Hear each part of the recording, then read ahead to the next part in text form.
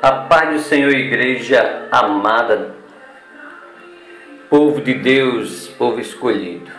Em Efésios 4:11 tem um texto maravilhoso que diz assim: foi Ele, se referindo a Deus, quem deu dons às pessoas. Ele escolheu alguns para serem apóstolos, outros para profetas, outros para evangelistas e ainda outros para pastores e mestres da igreja.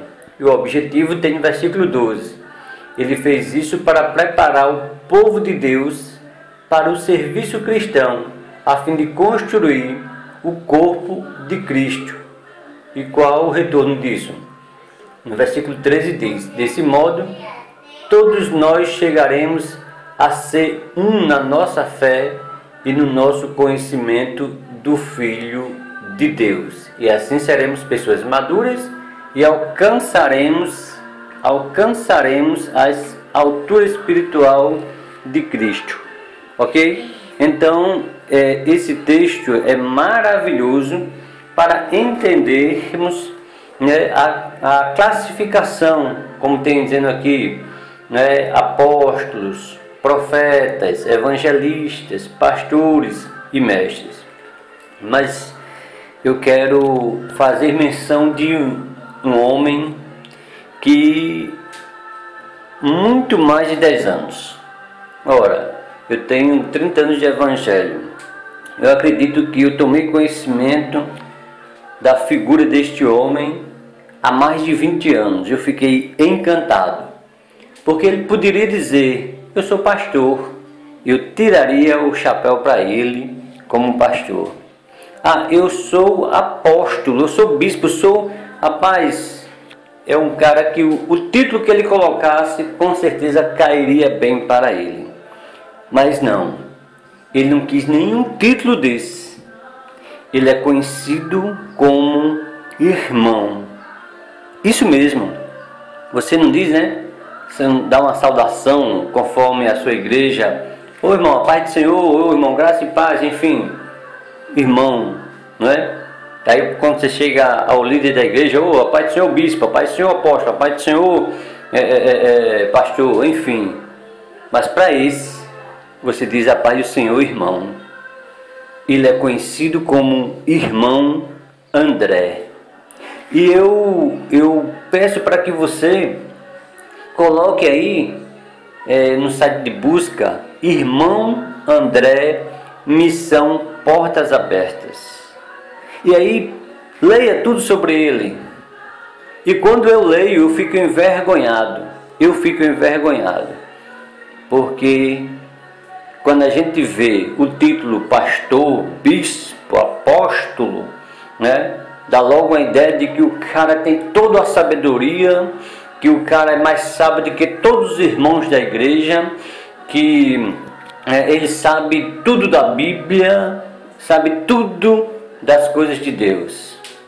Mas irmão André, daquele jeito dele, que eu não vou aqui discorrer sobre toda a vida dele, mas eu acompanho ele há mais de 20 anos, que é o coordenador geral, diretor geral, presidente da missão Portas Abertas, que teve a coragem de pegar o seu carro, que era um Fusca na época, colocar Bíblias e atravessar a fronteira do país onde ele vivia para outro país. E não era qualquer outro país, era um outro país que tem intolerância ao Evangelho.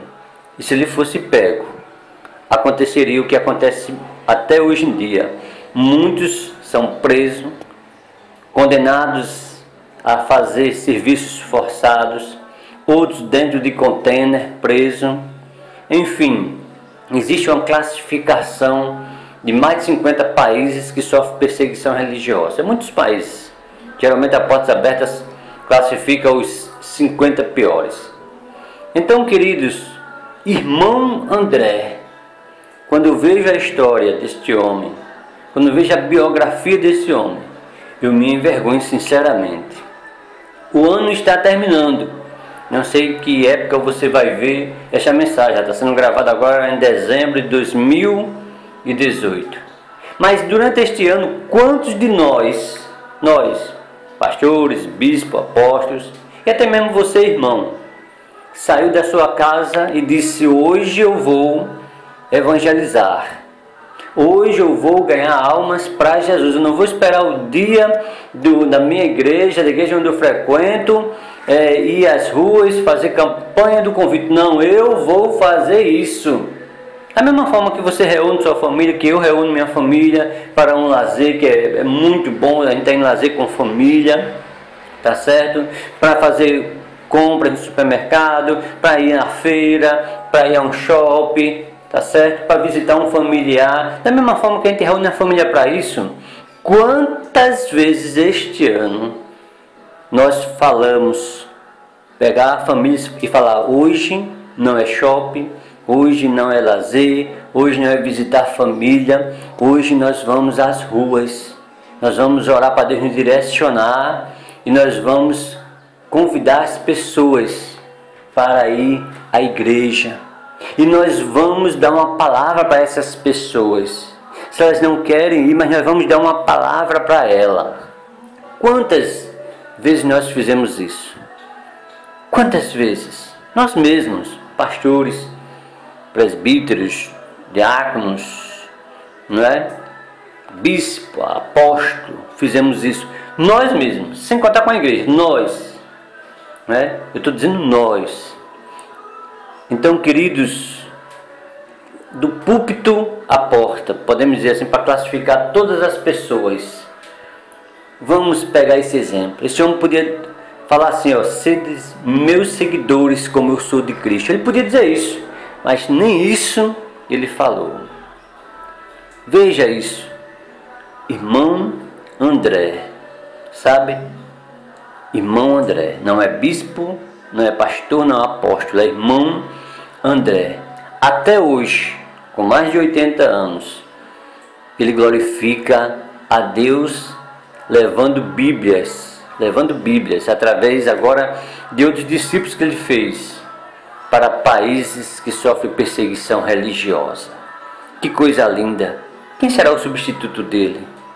Quem vai ocupar? Eu sei que Deus vai levantar, não tenho dúvida. Mas você, na sua cidade, no seu bairro, o que você tem feito? Você tem se preocupado? Nós temos se preocupado, desculpe você, nós temos se preocupado, nos preocupado com as pessoas que estão nas ruas, com as crianças. Nós estamos orando. Tem culto de oração na sua igreja, você está orando. Você está orando. E se o país que a gente vive vier a sofrer um atentado, uma guerra, como nós estamos vendo, pessoas saindo ali da região ali do México, querendo ir para os Estados Unidos. Uma criança essa semana morreu de exaustiva, cansada, 7 anos de idade. Você tem filhos? Você tem netos? Você conhece alguma criança de 7 anos de idade? Morreu de cansaço, de andar a pé, com fome, febre, para chegar do outro lado da fronteira. Os pais ficam jogando as crianças para o outro lado para não morrerem. Aí do outro lado, os pais vão presos e as crianças vão para o orfanato. Isso chama-se compaixão, mas muitos cristãos já perderam esse sentimento de compaixão. Esse sentimento de compaixão não está nem aí mais. Oração? Não, hoje estou muito cansado, não vou para a oração não. Culto doméstico, você faz culto doméstico na sua casa com a sua família? 10, 15 minutinhos, reúna a sua família, faça culto doméstico.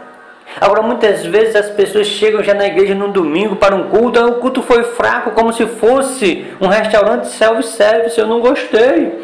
Claro, passou a semana todinha cheio de atividades, correndo de um lado para o outro, e relaxou diante de uma TV, ouvindo alguma programação do seu interesse, filmes de mais diversos possíveis.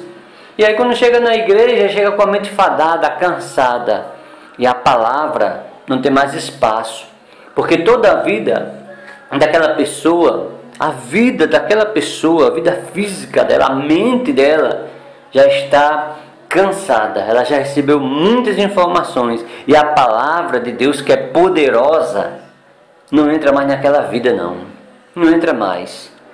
Não entra mais, porque ela vai sair do culto e vai correr para casa, vai ligar a sua TV para assistir sua programação durante a semana do mesmo jeito. É daqui a pouco, o culto está frio e eu não vou mais para a igreja. E é lamentável. É lamentável. Eu fico observando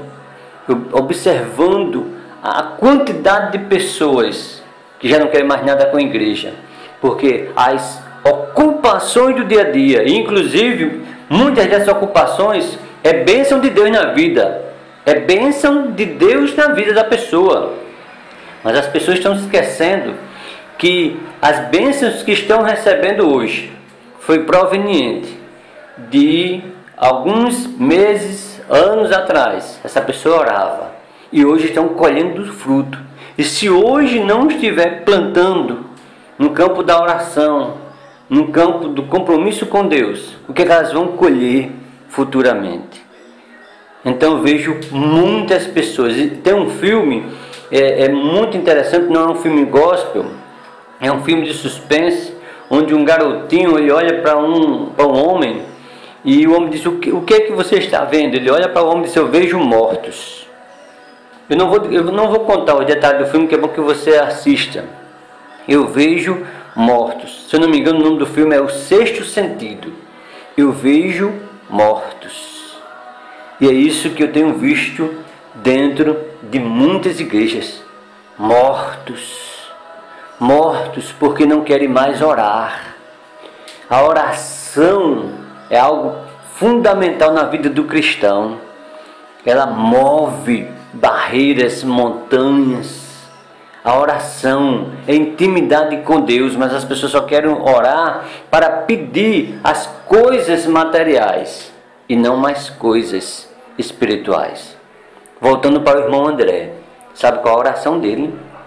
É que todos os países que têm intolerância ao Evangelho, a Bíblia possa chegar até lá. Já teve casos dele fazer campanhas e campanhas para alugar navios, caminhões, gráficas para fazer Bíblia, toda uma logística para levar a Bíblia para outros lugares. Queridos, mas a gente também não quer ler isso não, né? A gente também não quer ler, não, informações como essa. E mesmo que queiramos ler, o inimigo de nossas almas, ele não tem interesse nenhum de você ler sobre isso. Ele não tem interesse que você leia artigos desse tipo, livros desse tipo, livros que falam sobre missões. Você já leu o livro Eles Andaram com Deus? Precisa ler esse livro. Heróis da Fé. Precisa ler esse livro. Precisa ler esse livro. Precisa ler. Tudo que é bom, que é agradável, que faz você crescer espiritualmente, você precisa ler. Então, queridos, em nome de Jesus,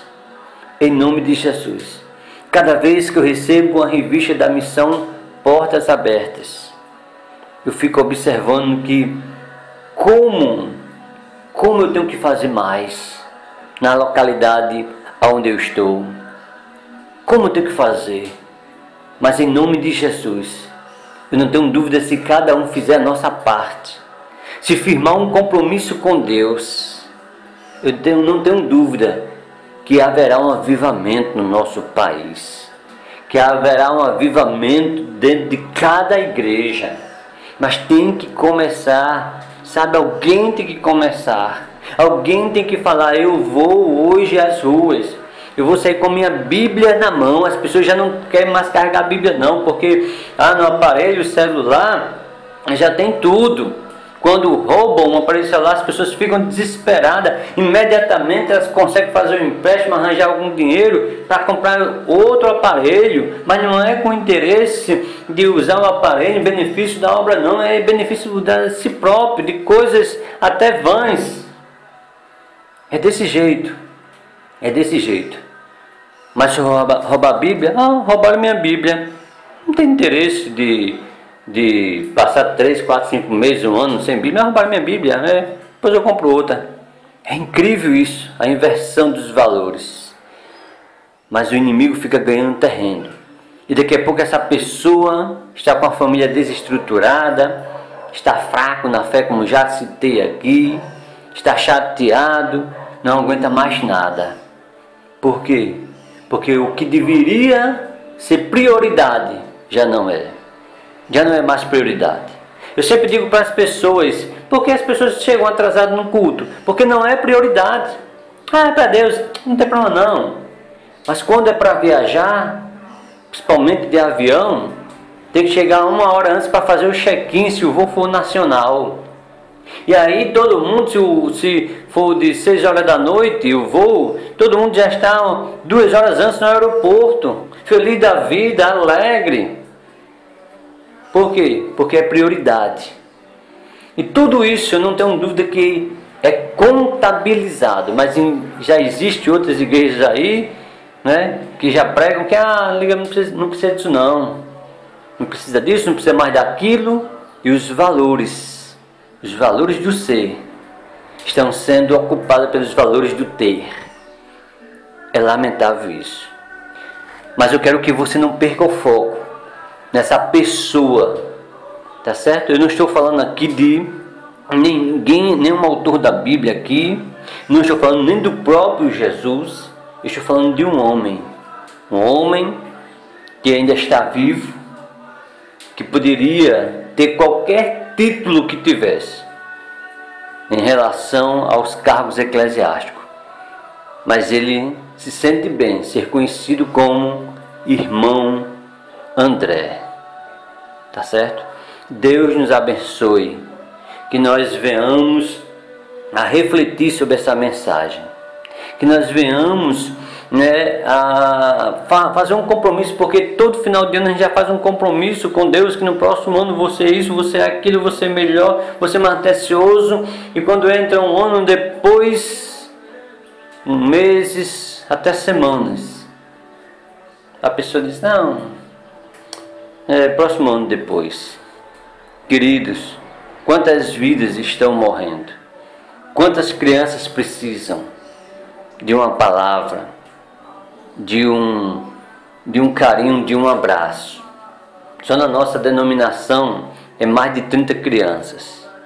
E a maioria delas, os pais não vêm para a igreja. E a gente precisa fazer, a gente precisa estar junto. A gente precisa olhar para essas crianças. Sabe? Quantas vezes eu olho e vejo o meu filho passeando no shopping. Eu digo para ele, meu filho, qualquer dia eu vou pegar essas crianças, vou fazer uma escala para trazer 1, 2, se os pais autorizarem, para conhecer, porque um dia eu perguntei quem conhece o shopping, e das 30, umas 3 ou 4 levantaram a mão. Estou falando dentro da Grande Natal. Dentro da Grande Natal. Agora imagine toda a igreja compromissada. Toda a igreja compromissada. Sabe, queridos, vamos orar.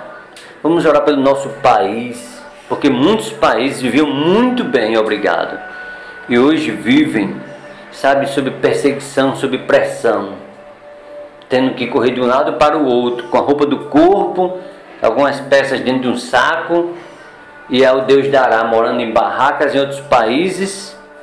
Porque eu não tenho nem dúvidas que, como a Bíblia diz, feliz a nação cujo Deus é o Senhor, um povo que ora, que busca. Então eu fico preocupado porque podemos estar caminhando para isso, porque muitas vezes nossa fé está depositada em homens. Israel, quando botou a sua confiança no rei Saul, achou que era o tal que ia resolver tudo, e deu no que deu.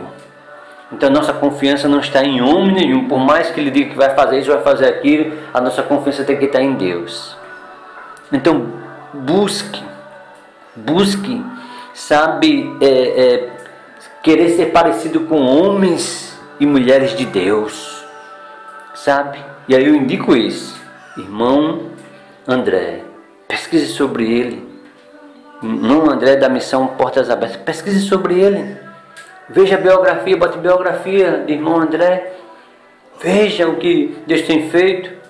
Invista um pouco na sua vida espiritual. Compre um livro, vá lendo. Eu não gosto de ler. Fica difícil, querido. Então bote filmes que falam sobre ele. Mas encha a sua mente de coisas boas. Veja qual é o dia de oração, de culto na sua igreja. Pastor, na minha igreja não tem mais culto de oração. Então comece um culto de oração lá. Ah, mas ninguém vai, mas você vai.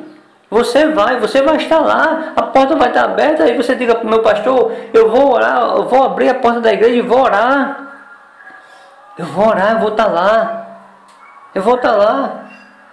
Ah, querido, em nome de Jesus, não deixe a igreja morrer. Não deixe a sua igreja esfriar. Em nome de Jesus, se fala muito sobre revitalização, mas a revitalização tem que começar no campo das emoções de cada líder, de cada irmão, de cada frequentador da igreja. Deus abençoe em nome de Jesus. Desde já eu declaro que você é uma bênção, que nós somos uma bênção. Se nós estamos escutando essa mensagem é porque Deus quer falar aos nossos corações, porque antes de levar uma mensagem, Deus fala primeiro ao meu coração. Eu quero também desejar um feliz ano novo. Falta poucos dias, né? Então um ano novo cheio de grandes realizações. Agora esqueça, por favor, mais o ter. Deixe que o ter seja apenas consequência. Busque mais pessoas, visite, faça alguma coisa em nome de Jesus. Tem muito que se fazer. A igreja é uma agência onde nunca você vai encontrar não há vagas. Sempre vai ter vagas. Sempre vai ter vagas. Em nome de Jesus. Que Deus nos abençoe hoje e sempre. Amém. Glória a Deus por isso.